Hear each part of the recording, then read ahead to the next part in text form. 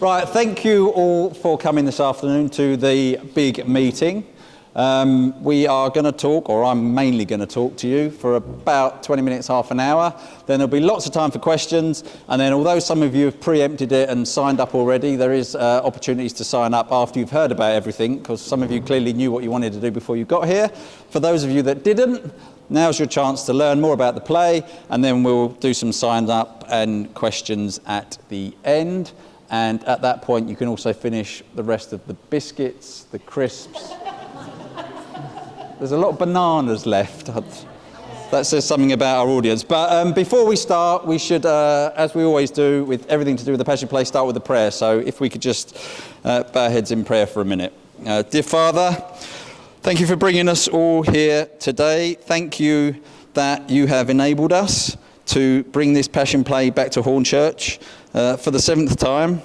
After COVID and after the uncertainty we had in between 2020 and 2022, we have revived what is your work, and we remember that everyone that's here today, we do this for you, and we do this in your name to spread your word. Amen. Amen. Thank you. So I am now going to talk. If you've got any questions, I would note them down or keep them in your head or whatever, and we'll have a big bit at the end for you to ask any questions that you want to ask. So without further ado, let us carry on. So this is what we're going to be talking about today. So there's your agenda. I don't need really to say anything else other than that about that. So we'll move straight on to an introduction to the team. This is your team. So we're all going to do a little bit. They've rehearsed. They know exactly what they're doing. But first we'll talk about me. Now the reason that we're doing an introduction to the team, and oh, it's gone. Oh, hang on. It's back. We're all right. So the reason that I thought we should do an introduction to the team is obviously people need to know who we are, but also to highlight the fact that the Passion Play isn't a play that is run by professional actors, singers, musicians, stage crew, etc. This is me in the Passion Play on my right, your left. I was doing a radio interview then, I think that was back in 2015. But the picture on the right is my day job. I'm a bank manager, and you might just be able to work out that's HSBC, but this is not what I do for a living. So the point that I'm trying to make around this piece is that the Passion Play is a community play that the community get involved in, whether you are an amateur dramatics expert or you've never done it before in your life and you just want to be involved. That is why we are here today. So I thought I would introduce myself so that you knew that I'm not standing up here going, I've had 30 years of experience being a RADA trained actor and therefore unless you are, you can't be involved. That is not the case, and that's what we're trying to highlight. So over to Hannah. Say what you want. Hi everyone, I'm Hannah. During the week I work at a car repair shop, so very, very different situation. On a Saturday I do work at a stage school, so I do have a little bit of, I'm not trained, but I've got a little bit of theatre experience. I originally got involved in the Passion Play in 2011. I was a soldier, so I've come up through the ranks per se. And I am now production manager, so anything technical, anything council, anything to do with that kind of thing, that is me. So yeah. Thank you very much. And then we've got a very glamorous picture of Lorraine. Hello. Well, unlike these two, I am a professional musician. I'm a professional singer, and I also take 2 choirs. But I have done my fair share of amateur dramatics in the past, and still do if there's a part going that I like. I will be there waving my arms at the singers and the instrumentalists. I must remember to call them instrumentalists, not musicians, because singers are musicians as well. Yeah, you've learned singers, something remember new. That. You are musicians as well. There's not a lot of music, and you don't have to sing in parts for all of them. But what there is will be enjoyable, and I hope you will all stay along and sing along and be enthusiastic. And the only thing that we need to be concerned about potentially is the walk up the road. Are we still doing that? Yeah, absolutely. Yeah, there's still a walk up the road. Walking up from the Methodist church, or basically sort of opposite Sainsbury's, up to the Green, singing all the way and trying to keep it all together. That was a challenge the last time. That was interesting. Anyway, I think I shall... I don't Yeah, think yeah. there's anything more I need to say, really, is there? Apart from, if you do have any questions about the music, please come and see me. Thank you I very shall hand much. back to Simon. Thank you. So, what is the Hornchurch Passion Play? Of course, some of you will know exactly what the Hornchurch Passion Play is, but I thought I would go through some of the history of the play, how it works, what we get involved in, so that for those of you that are new to the Hornchurch Passion Play, you'll get an idea of what it is we do. So just for reference, because I didn't say it in the introduction, but I have been involved in the Passion Play since 1995 when the first one took place. I was a soldier, same as Hannah was, so you sort of start as a soldier and work your way up. And I've played John the Disciple in one of the in the second one, Simon the Zealot, and then I played Jesus twice before becoming the director. So I have been involved, 30 years of experience of Passion Play, even if not 30 years of experience of acting. So as I just said, the show is first performed in 1995. We normally do it every 5 years. The only thing that ever kiboshes that is if Easter's really early. So we had to change the 2010 Passion Play to 2011 because Easter was about March the 23rd, which gives us absolutely no time to rehearse. So we shifted it back a year. The only other time it's ever changed was COVID. So 2020 ended up being 2022. It is a professionally rehearsed piece. We do work as if we are professional actors, musicians and instrumentalists. Is that right? I'm learning. And so the performance structure is very set every week, and we'll come on to the sort of the commitment and things a bit later on. But in terms of how we rehearse, we don't just all turn up on a Sunday, start at scene one and keep going until we run out of time. We have a structured rehearsal program where we make sure every scene gets rehearsed at least once, and then we gradually piece things together as we get closer to the performance. So you won't be turning up one week thinking, oh, this is my scene, and sort of sit there for an hour and a half waiting for someone to say it's your turn to have a go. It's all very structured, and as I say, I'll come on to that a bit later on. So what do? We interactively recreate the last few days of Jesus' life. And again, there's a slide a bit later on which will give you an idea of how that works. But effectively, we don't have an audience like we do today, sitting on chairs watching people on a stage. The performance is undertaken on the Queen's Theatre Green, just over there. The stages are all set up all around the green, and the audience stand in the middle and watch the action go on around them. So it's very much an interactive piece. It's not a sort of theatre production in that sense of the word. As I've just said, the audience are immersed in the show. So the audience stand in the middle. The action takes place all around them, and we've got a slide to show that in a minute. And what happens is that the action will take place on a stage over here, and then they'll move to a stage on the other side, and in between they'll walk through the crowd, and some of the interactions between the actors will take place within the crowd itself, the audience. So very interactive piece, and not just a sort of stage show in a theatre. It's free to watch. So the committee, most of which are here today, we have been fundraising for this since the last one finished in 2022. So people that turn up for this to watch it, literally just turn up and watch. There's no tickets, there's no cost to attend. It is a community event effectively put on by a community Passion Play Trust. I have to say this because we've got to big it up, but we have at times had audiences of over 10,000 caveated over 3 nights, so not all on the same night. But over the 3 nights of the performances, we literally end up with thousands of people turning up to watch this. So it is a big event for the Havering community, and being free to watch, it's our outreach as Christians, as well as actors and performers, to the local community in Hornchurch and Havering. There's over 150 people involved. So from the obvious actors and the musicians and the instrumentalists, through to backstage crew, tea makers, prayer coordinators, the evangelists. We have all sorts of roles.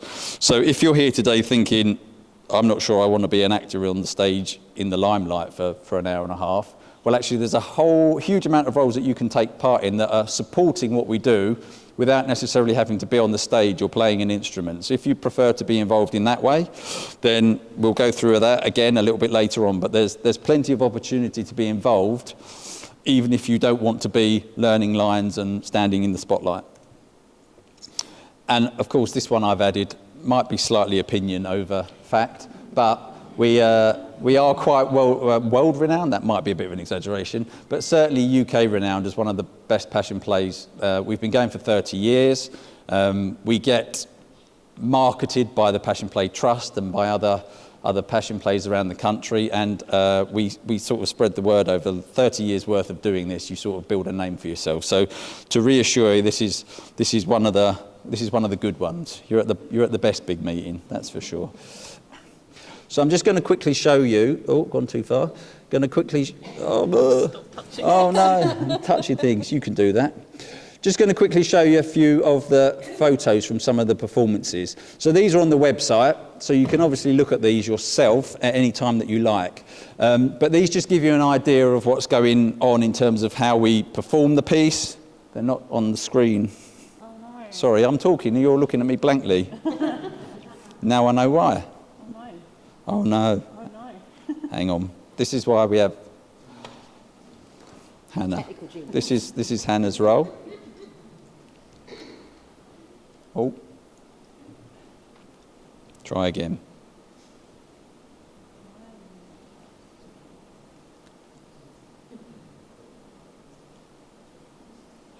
Oh. Are we getting someone? No. No. We might forget the photos. You can look at the photos at the end of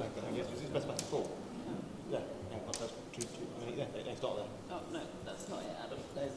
Yes, after Paul. Is it? Yeah. It's the one you want it. You just gone up one. That's not the one we want, Adam. It's the website. There we go. Saved.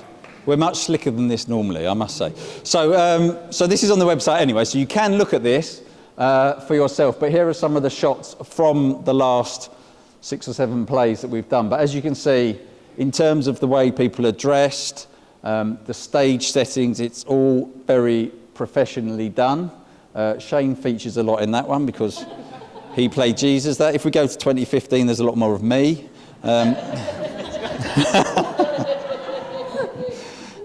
But it just gives you an idea of what we're doing. And as you can see, just in terms of how we portray the story, there you may have noticed within some of those shots there's a very different range of costumes.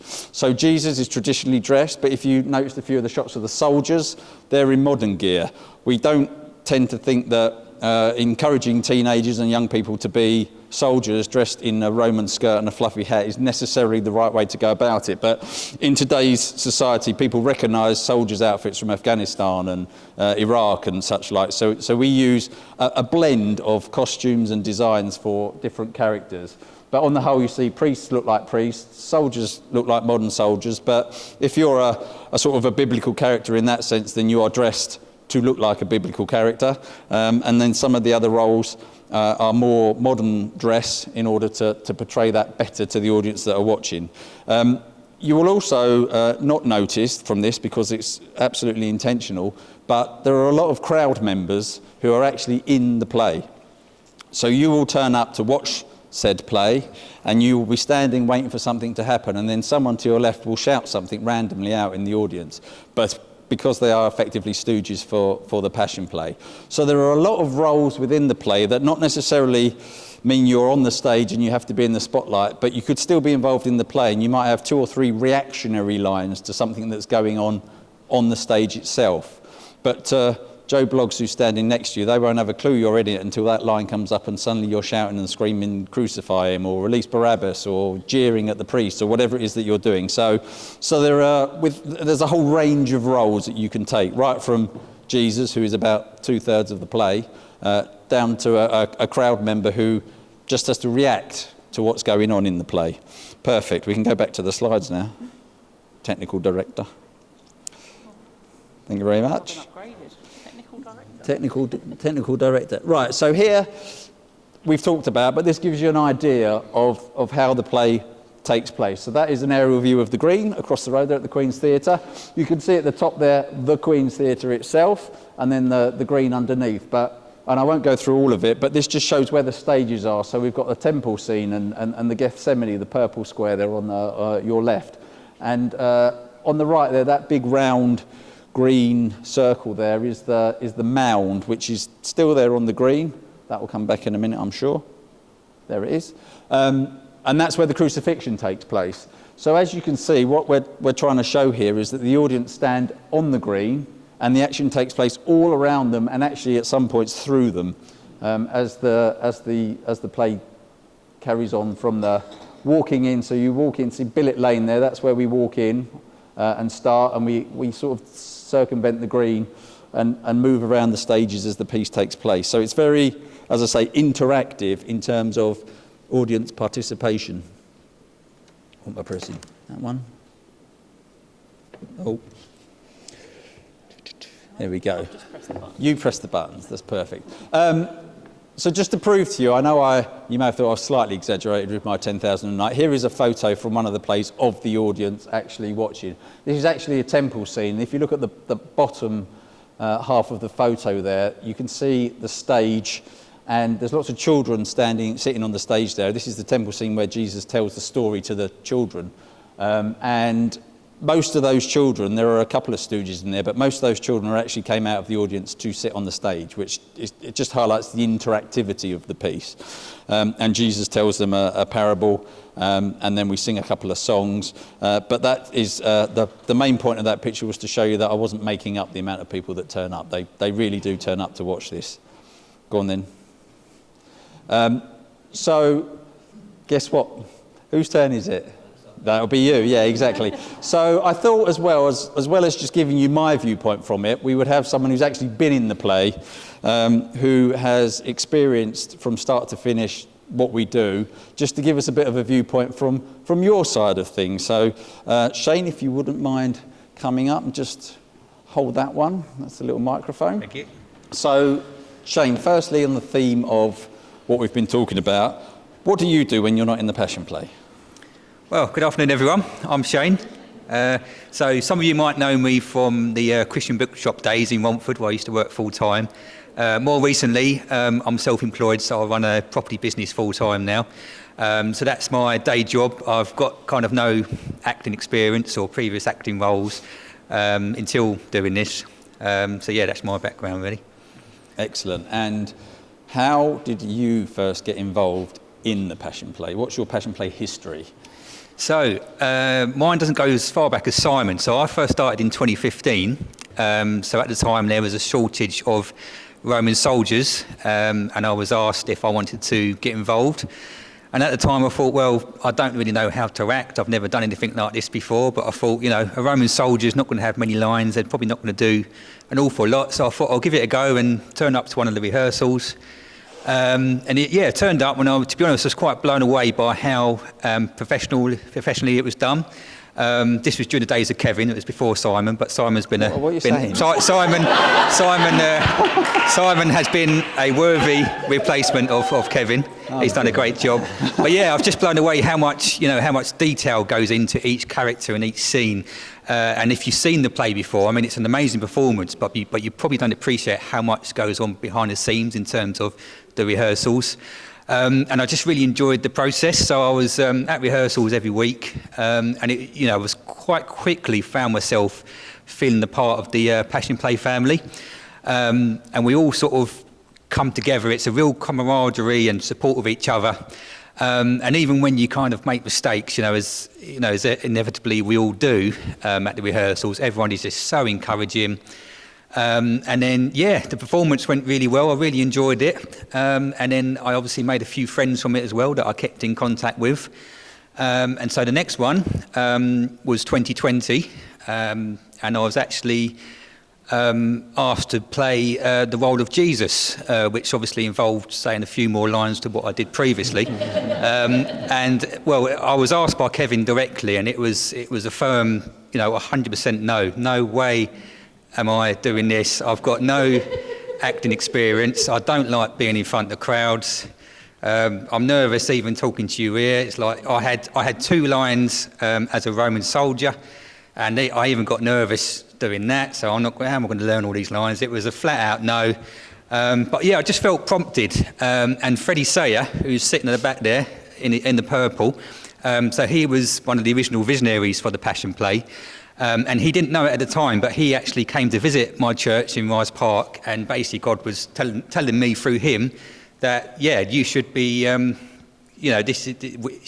want you to play the role of Jesus. And so I did. I stepped out of my comfort zone, did that, and now well, that was obviously in 2022 when it eventually came around.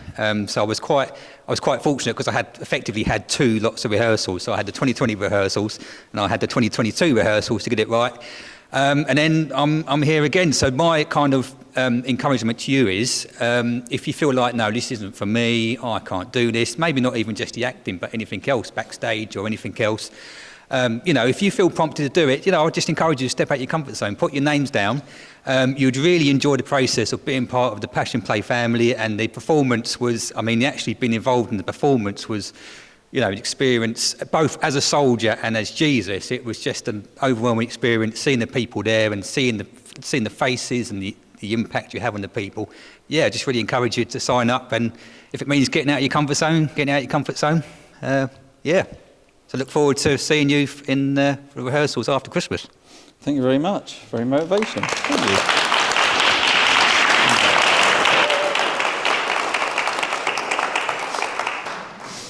So there's my motivational bit. That's the encouragement. But now, of course, you're going to want to know what you actually need to do. So I'm going to talk about that now for you in terms of what's going on. So, of course, first and foremost, we need all of you. If you're in this room, you can be involved. So you're not leaving without signing something. That is the rule. Even if you're going to make tea and coffee and support the actors on the Sunday morning rehearsal, you need to put your name down. So everything that you can do. And I'll highlight again, because I really want to stress this, and that's sort of been the theme of what we've been talking about, that being a professional actor or musician, instrumentalist, professional tea maker, professional prayer coordinator, that's not what we're after. We do not want people who, well, we do want people if you are, but that is not the point of what we're doing. This is a community play put on for the local community and further afield now. But it is not about you having to have qualifications in acting or singing or whatever thing you want to get involved in. So just to give you an idea of how many people we need involved, I talked about 150 odd at the start. There are 52 main cast in the play. Now, when I say main cast, as you can imagine, Jesus, currently Shane, is about 2/3 of everything. So there is quite a discord between Jesus and the rest of the cast. But there are certainly roles within the play that have a number of lines that are quite heavily involved in the piece, right through to people who actually are in the play the whole time but don't say a word. Almost background actors in that, ensemble actors as we would call them, but they are involved, they are on the stage, but they haven't got 3 pages of lines to learn. So there's everything from Jesus through to, I want to be on the stage, but I don't think I can learn more than a couple of lines. So, if you think you can be involved in that way, then please do. Soldiers, we are consistently struggling with soldiers, although I know we have someone in the room who is keen to help. He's over there at the back.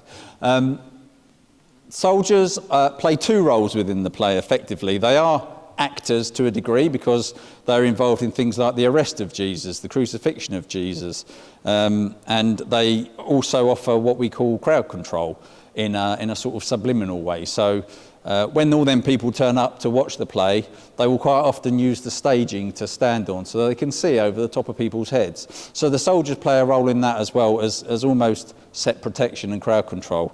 So they will sort of guide people away from parts of the scenery where something's going to happen.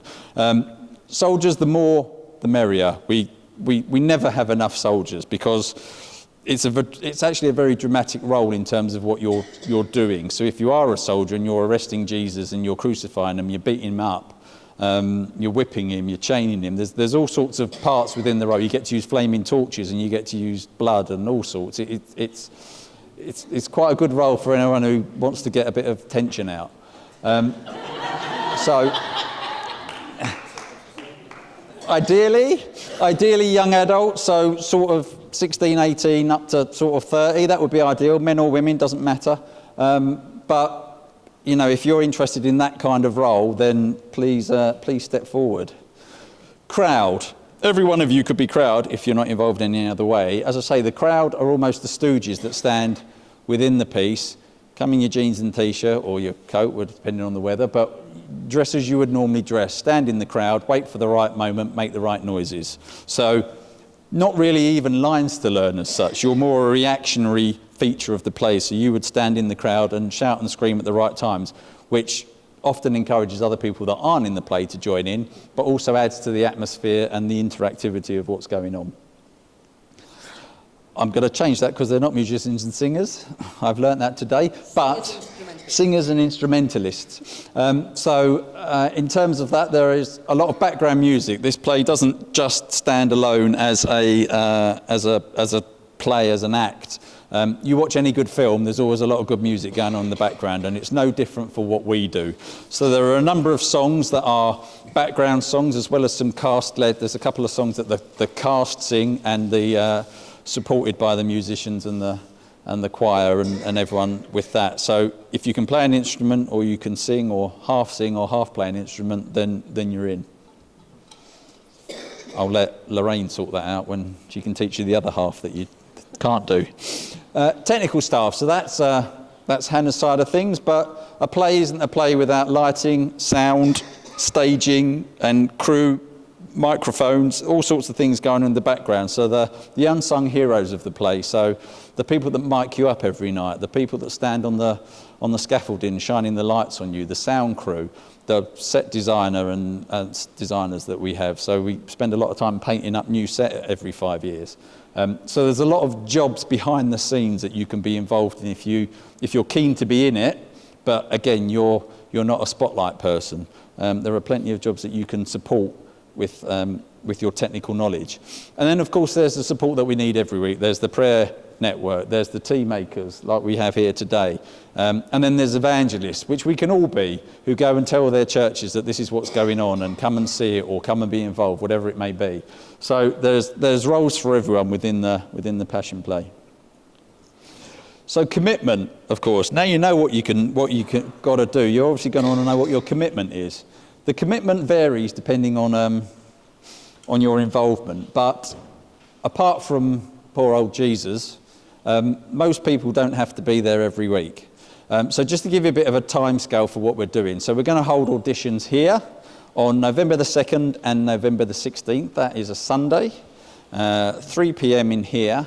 If you want to be involved as an actor in any way, shape or form, there's your opportunity to come along to either or both of those rehearsals, up to you, audition, sorry. And that's where we will cast the parts. So we'll read through parts of the play together. Don't worry, it's not a one-on-one, you stand there and you act this scene out for me. We'll be like this. We'll dish out parts to people, we'll read through the piece, and then from that you can state any preferences you have for what you want to do, and then we can decide which roles will suit which people. Just in terms of the rest of the schedule and how it works, rehearsals begin on the first Sunday of January and run right through until the performance over Easter, Friday, Saturday and Sunday. There are 3 rehearsals a week. Sundays are the big scene, so Sundays are generally in here where we'll put a whole scene together. And Mondays and Thursdays are the scenes where we tend to do the complicated dialogue, the smaller scenes, and we'll practice them and go through those, and then they all come together on the Sunday rehearsal. I don't know if you want to say anything about music rehearsals at this point.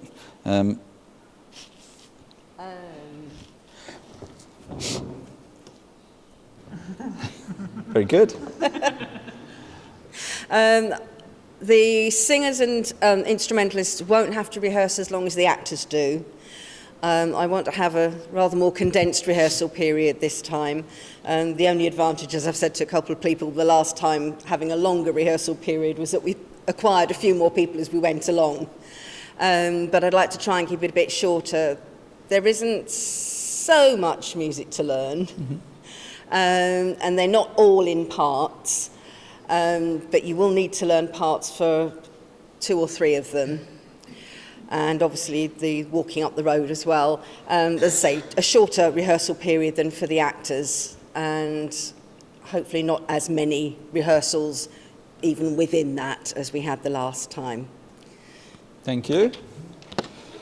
So in terms of then what happens nearer the time, and of course if you, the one thing that we do have to stipulate is if you want to be in the play you need to be around at Easter. If you've booked your 2 weeks in the Caribbean over the Easter weekend, then don't sign up to be in the play. There are still lots of things you can do. You can still support us in the rehearsal process for some of the other roles, but the key time is those 2 weeks at Easter. So we have set painting and decorating the week before the play. That is a sort of all-day job. We need as many hands on deck as we can for that. That's where we literally get the scaffolding put up.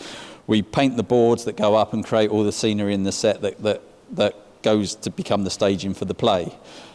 We have a big technical rehearsal on the Sunday before the Easter weekend. That is normally the longest rehearsal because it's the first time that the sound and the lighting and all the tech crew get to put their part on the play and make sure that the lighting works and it's in the right place and all the microphones are working and the sound's working correctly and all that kind of good stuff. So they've gone very well generally, but they can be ones where it's a lot of stop-start because we've got to let the sound and tech crew take charge effectively and the actors are sort of second place to that. But that is on the Sunday before the Easter weekend. And then of course you have a full dress rehearsal on the Thursday before the Easter weekend, and then you have performances on Friday, Saturday and Sunday of Easter weekend, 7:30 on the green. And then Easter Monday, it's all done and we're all downbeat and we have to take all the scaffolding down and sort of cry into our tea. So just to give you an idea of the sort of the professionalism that I've been talking about in terms of how a rehearsal schedule will work. So as I say, we don't sort of all turn up on a Sunday, start at scene one and keep going until we run out of time. The performances, the rehearsal schedule is built around making sure that each scene gets rehearsed adequately on its own, and then we put the piece together, and every Sunday we build on the scenes that we have rehearsed during the week, and by about the middle of March we're actually doing full run-throughs of the play. We call them stagger-throughs because they're quite often exactly that, but we are rehearsing on a Sunday the more complicated scenes with all the people that are involved in them. But if, for instance, we're doing the Last Supper and you are in the Last Supper but you haven't got any lines, well, actually, there's no point you turning up on a Monday and a Thursday to rehearse the Last Supper if you've got nothing to say. We fit you in on the Sunday so you know what you're doing, but on the Monday and the Thursday, we'll be getting the people that have lines to say and interactions to do, and they will be rehearsing their bit, and then we add effectively the extras in on the Sunday to make the piece work. So as you can see there, I mean, I'll just very quickly go through that one. This is the Gethsemane scene, but as you can see, even on a Monday rehearsal is 8 till 9 o'clock.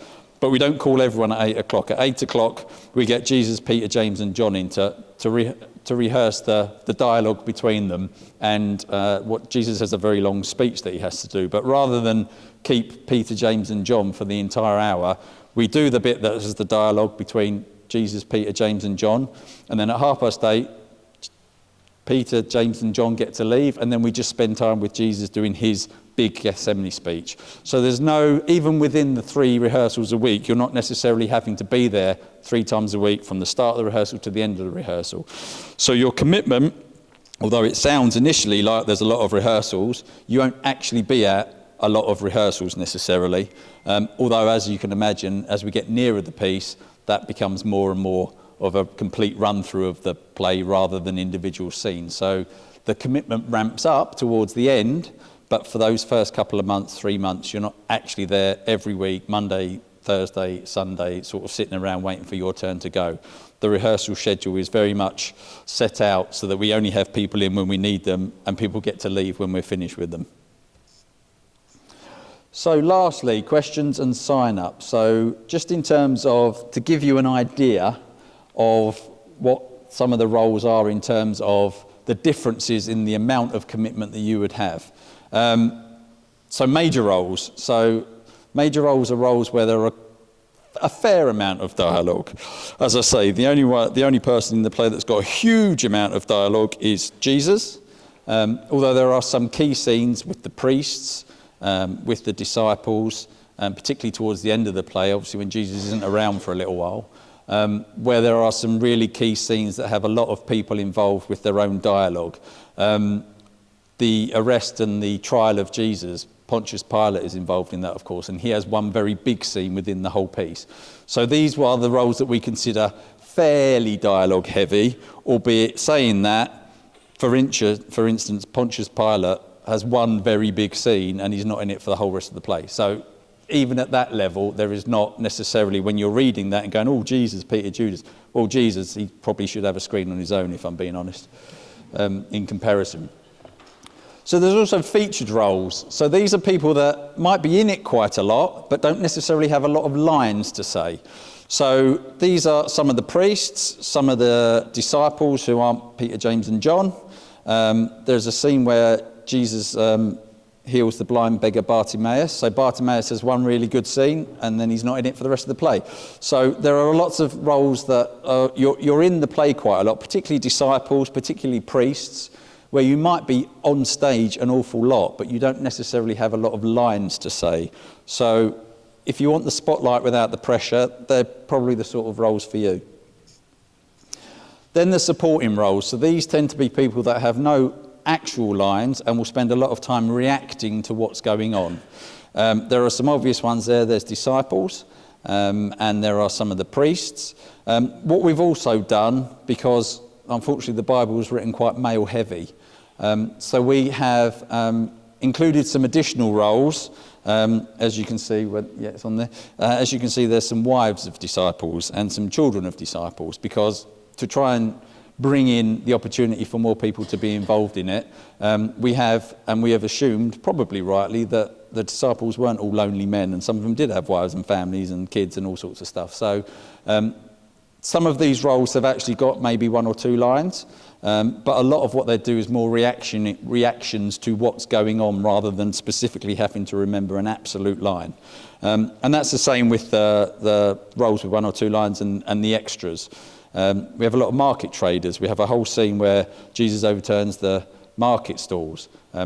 We have a lot of market traders in that scene. They're involved for that whole piece, but they're more just chatting amongst themselves and making small talk about what they're selling today and how much they've got for their shekels and all that kind of stuff. So you're almost just ad-libbing within the piece, rather than going, I've got to learn this line, and this line. And just to note, we've put something there about disciples, ideally beards. Maybe not necessarily for some of the younger ones like John, but ideally disciples will have beards and slightly scruffy hair. Oh, that keeps switching off. We'll ignore that. You can look at me instead. Soldiers, ideally younger, sort of 30 and under, but we're a bit more liberal with that because we need as many soldiers as we can get. And then priests, ideally older gentlemen, and very big beards. Most of them big hairy beards. The bigger the better. Orchestra and choir, musicians. You can talk to Lorraine afterwards, but if you play an instrument, if you can sing, if you can do both, if you can read music, then come and have a talk to Lorraine and let her know what it is you can do, and obviously sign up for your role. And then if you want to talk about techie stuff, then Hannah's your lady. So if you think you can be involved but you're not into being in the limelight, we have a lot of roles that, setting up staging, and this isn't just during the play, so this is during rehearsals. So when we turn up at 3 o'clock on a Sunday to rehearse, if we're doing the Last Supper is set up in the hall ready to go so that the actors can obviously use the props and know what's going on. People have to set that up. So as well as during the actual performances where there is a lot of technical work going on, we just need people to be here to help put chairs out and set up the staging for the props for whatever it is we're doing on that rehearsal on the Sunday. So if you think you can be involved in that, again, have a chat with Hannah and sign up. And finally, support across the board. So prayer support, stewards on the night, and there's some pictures coming of that, but crowd control more generally, not in the play, but people in the high-vis jackets who are making sure people aren't standing in the road or in the way of something they shouldn't be, or trying to climb up the set. Those kind of roles as well. Refreshments, like we have today for rehearsals. First aiders, another key role that we have during the performances. We have insurance requirements for things like first aiders and health and safety and all that good stuff. So people like that. And of course, all of us need to be evangelists. So sort of take the message back to your churches. Get people involved, whether it's to come along and be involved or just to make sure they turn up on the day to watch the performances. So that's the other area that we can all get involved in.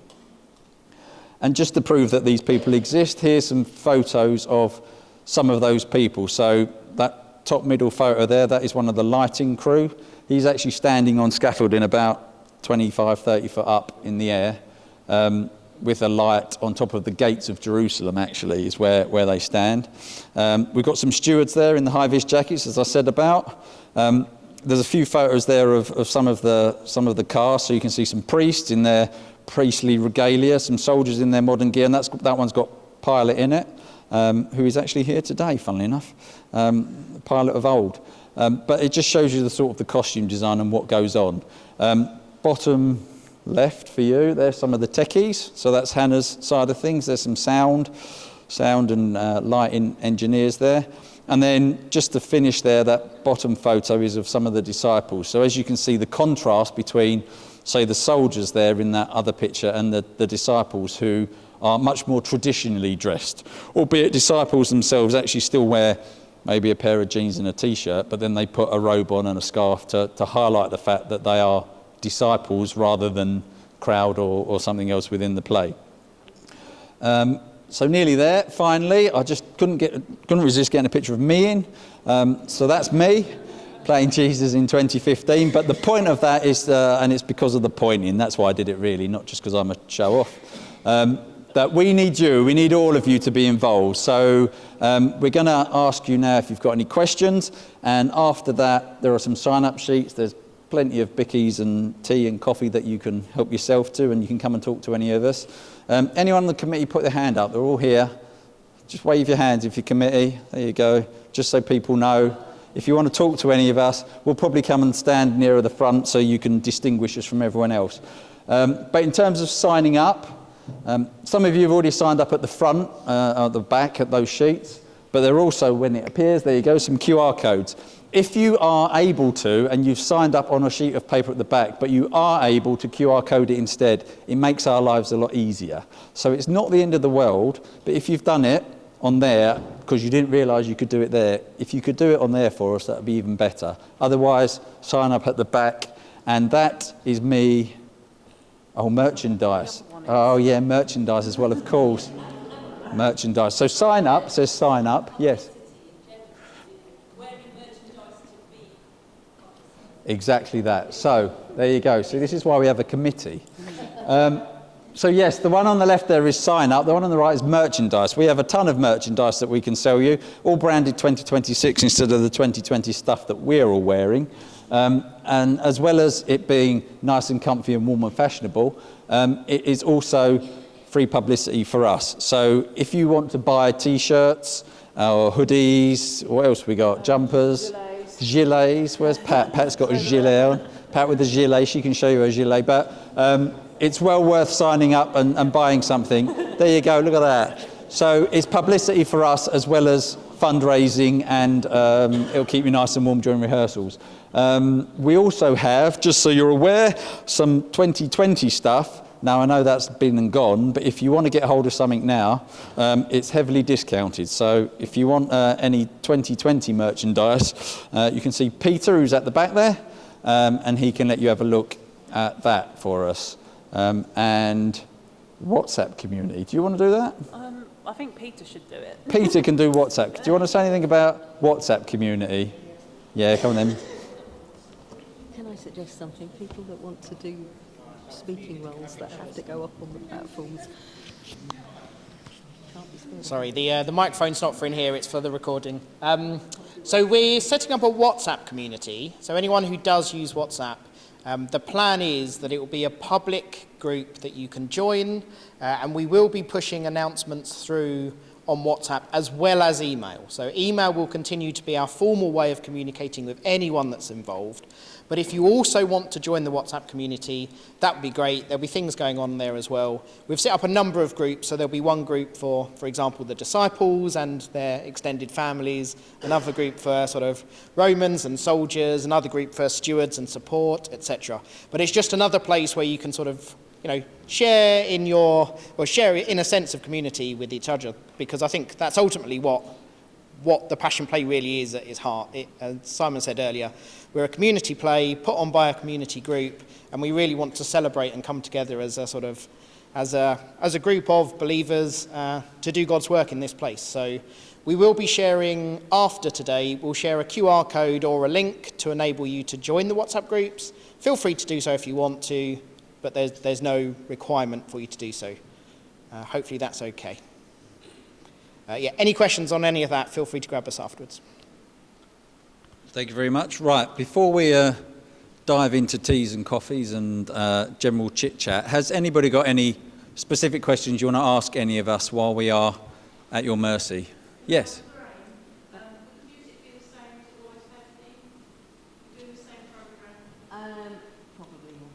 And when we're recording, how often? Haven't thought about that one yet. We haven't discussed. It will likely be in the Methodist Church, same as last time. So highly likely you'll be in the Methodist Church, Hornchurch Methodist Church. Yeah, I mean, how would you do? Sundays, weekly? Yes, Sunday afternoon would be good. It won't. It will be unlikely that it'll be very different from last time.